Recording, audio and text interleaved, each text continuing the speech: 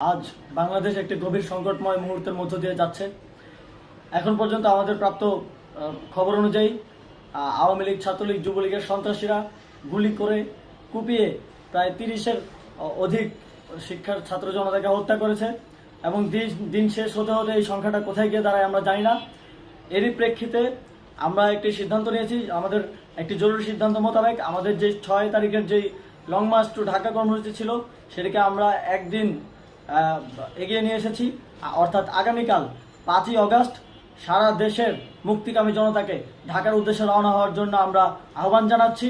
যারা পারবেন, যাদের পক্ষে সম্ভব হবে, আজ রাতেই আপনারা ঢাকার উদ্দেশ্যে রওনা হয়ে যান। আমরা আগামীকাল সারা দেশের মুক্তিকামী জনতাকে ঢাকায় আসার আহ্বান জানাচ্ছি। বিশেষ করে ঢাকার আশেপাশে যে জেলাগুলো আছে আপনারা দায়িত্ব নিয়ে মসজিদের মাইকে ঘোষণা দিয়ে যাদেরকে পাবেন সবাইকে নিয়ে ঢাকার উদ্দেশ্যে রওনা হন। এই লড়াই আমাদের জন্য একটি চূড়ান্ত লড়াই। আমরা চূড়ান্ত ঘোষণার জন্য প্রস্তুত, আমরা গণভবনের দিকে যাত্রার জন্য প্রস্তুত এবং সেই উদ্দেশ্যেই আপনারা সবাই ঢাকা আসুন। আমরা আপনাদের সবাইকে নিয়ে আমাদের চূড়ান্ত দাবি আদায়ে এগিয়ে যাব। আমি জানি না সমন্বয়করা আজকে রাতে বেঁচে থাকতে পারবে কিনা, কিন্তু আপনাদের উপর আমরা এই দায়িত্ব দিচ্ছি।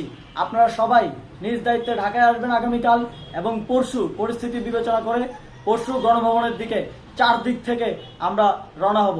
আমরা খুব আতঙ্কের সাথে লক্ষ্য করছি যে ছাত্রলীগ, যুবলীগ এবং আওয়ামী লীগের গুন্ডারা পুলিশের অস্ত্র দিয়ে পর্যন্ত সাধারণ জনগণের উপর হামলা করছে।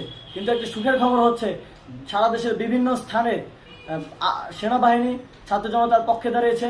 আবার কিছু কিছু জায়গায় যেমন মিরপুর ও মোহাম্মদপুরে সেনাবাহিনী ছাত্র জনতার বিপক্ষে দাঁড়িয়ে গুলি চালাচ্ছে। আমরা সেনাবাহিনীর প্রতি আহ্বান জানাতে চাই, আপনারা এদেশের নাগরিক এবং আপনারা এদেশের নিরাপত্তার দায়িত্বে আছেন, এদেশের জনগণের যানবাহনের নিরাপত্তার দায়িত্বে আছেন।